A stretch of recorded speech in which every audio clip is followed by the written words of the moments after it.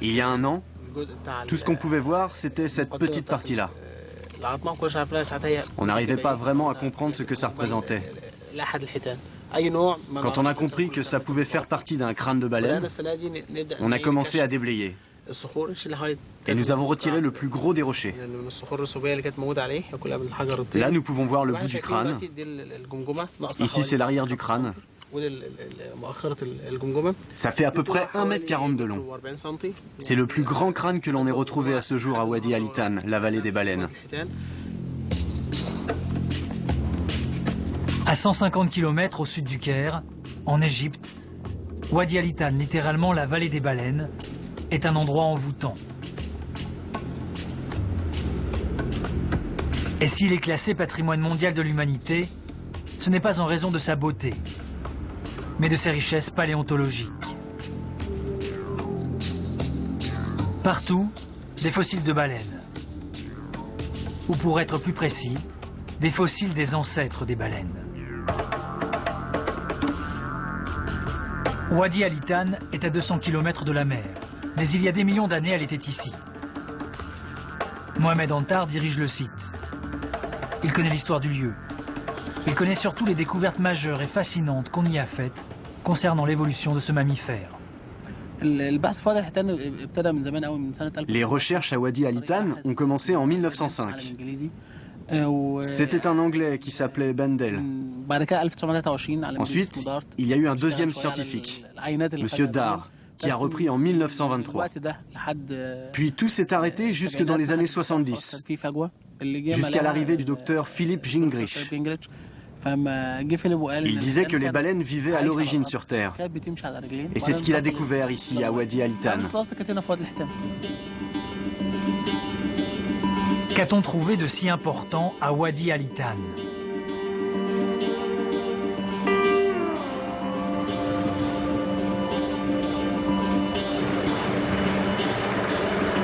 Pour le voir, il faut se rendre aux États-Unis, à côté de Détroit, à l'université du Michigan d'Ann Arbor. Puis aller au musée de paléontologie. Suivre le couloir où s'alignent les bureaux des chercheurs. Rentrer dans celui de Philip Gingrich. La célèbre et fameuse découverte se trouve là, dans ces casiers métalliques.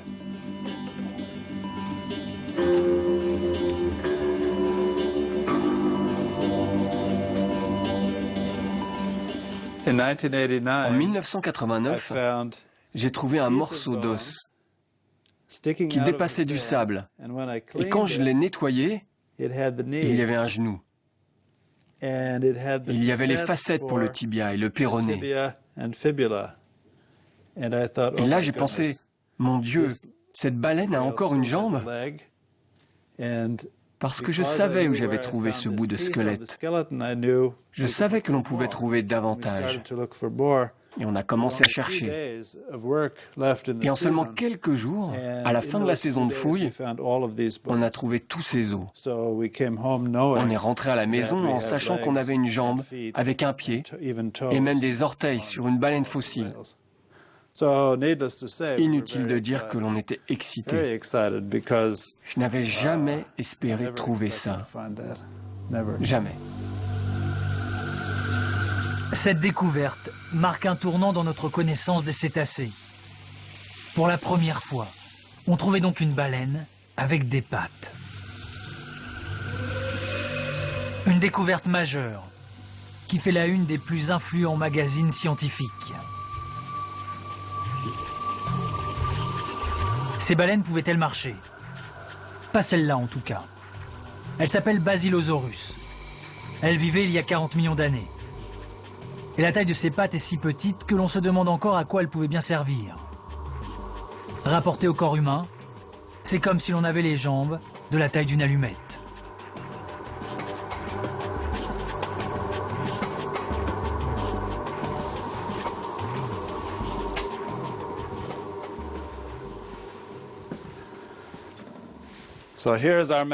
Ici, c'est notre chef-d'œuvre. On a fait la reproduction d'un squelette complet d'un Basilosaurus trouvé à Wadi al-Hitan. L'ensemble du squelette fait 18 mètres de long quand il est complet. Donc, quand j'ai fait une table pour ça, je me suis demandé quelle devait être sa longueur. Et ça fait 18 mètres. Mais pour quelle raison est-il si important de trouver des baleines avec des pattes? De tous les mammifères, les baleines sont les plus dérivées, celles qui ont le plus évolué. Ce sont des mammifères, avec du sang comme nous. Ils nourrissent leurs petits comme nous on le fait, et pourtant ils vivent dans un autre monde. Un monde extraterrestre, en quelque sorte. Parce que la vie en mer est tellement différente de la vie sur Terre. Les mammifères ont évolué sur Terre, puis ont colonisé la mer, et pour faire ça, les baleines ont dû presque tout changer. Leur comportement, leur anatomie, pour être capables de vivre comme un poisson. Et c'est ce qui rend les choses intéressantes en termes d'évolution, car ce changement est si énorme. Une baleine n'a donc pas toujours été cet énorme animal marin qui nous subjugue par son ampleur. À quoi pouvait-elle bien ressembler à l'origine?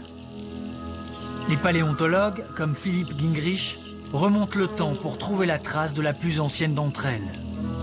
Ils cherchent les différentes étapes pour comprendre leur passage de la vie terrestre à la vie aquatique. Mais ont-ils trouvé une baleine qui marche?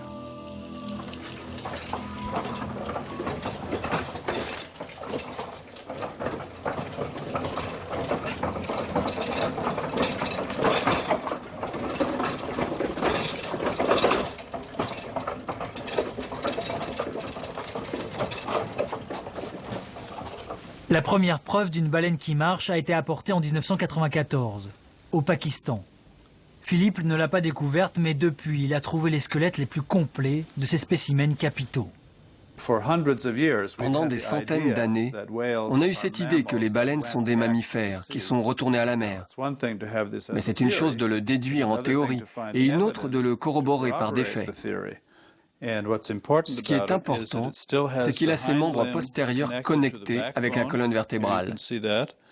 Et il a des jambes et des pieds. Mais étant connecté, ça veut dire qu'il pouvait sortir de l'eau. Et nous avons trouvé une femelle avec un bébé à l'intérieur. On a vu qu'il naissait la tête la première, ce qui est typique des mammifères terrestres, et donc un autre lien que les baleines avaient avec la Terre.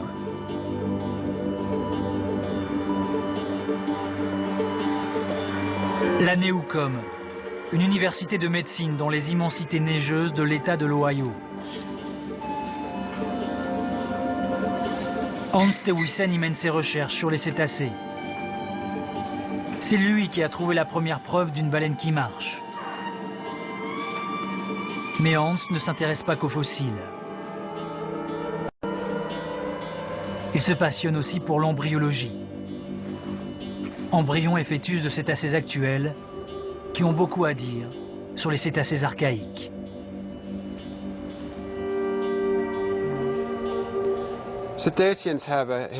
Les cétacés vivaient sur Terre, mais sur un animal moderne, on ne le voit plus. En revanche, les embryons présentent un certain nombre de caractères de leur morphologie lorsqu'ils étaient terrestres. Je suis intéressé par cet embryon parce qu'il a toujours des membres postérieurs.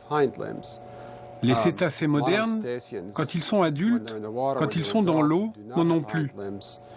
Mais ces membres postérieurs sont préservés dans l'embryon. Ils apparaissent après 2 semaines et demie de développement et disparaissent après 4 semaines. Et l'embryon ici est à un stade où les membres postérieurs sont les plus gros, et je vais vous le montrer. Ici, vous voyez la tête de l'embryon, c'est son œil, et là sa queue. Là, ce sont ses membres antérieurs, et là, ce sont ses membres postérieurs.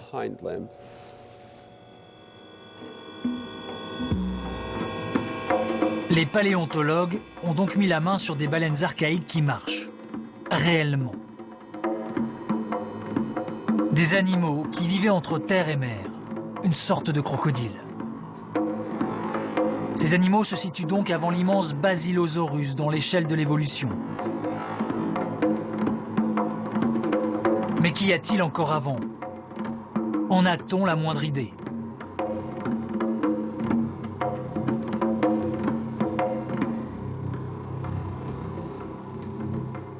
Pour être honnête, on ne savait pas ce que c'était. Sur le terrain, j'ai vu que le cerveau était petit, donc que c'était un animal primitif. Et un mammifère aurait dû avoir un plus gros cerveau. Et cet os du tympan de l'oreille est vraiment la clé pour identifier ce que c'est. La preuve du plus vieil ancêtre des baleines est un os de quelques centimètres. On ne les trouve que chez les cétacés, un marqueur unique. Et ce petit os vient se loger sur ce morceau de crâne qui tient dans la paume de la main.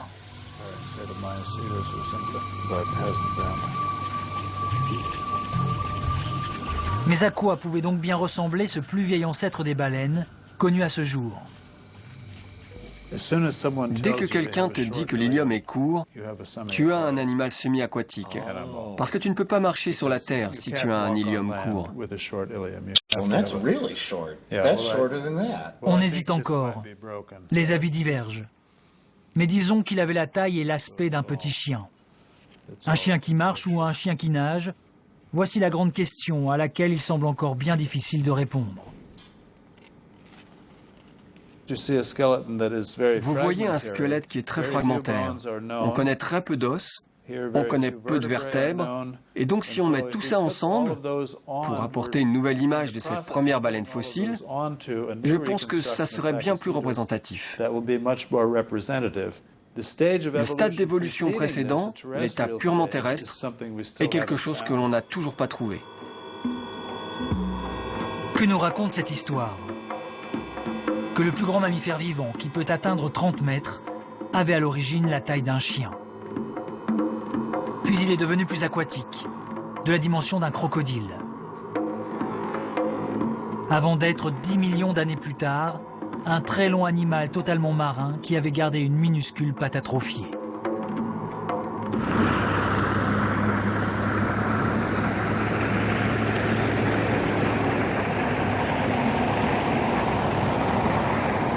À Wadi Al-Hitan, les paléontologues ne cessent de trouver de nouveaux fossiles. Ils remplissent les blancs. Ils précisent cette extraordinaire évolution du passage de la vie terrestre à la vie aquatique. Dans le petit bureau de Mohamed, la collection s'enrichit. Ce fémur que nous venons de découvrir appartient certainement à une espèce que nous ne connaissons pas encore. Nous essayons de la définir. C'est la preuve évidente que les recherches sur l'évolution ne s'arrêteront jamais. L'histoire est sans fin. Chaque nouvelle découverte répond à des questions, mais en pose bien d'autres. À la frontière indo-pakistanaise, au Pérou, dans le désert égyptien, les hommes essaient donc de comprendre comment un petit mammifère terrestre a pu devenir un immense mammifère marin.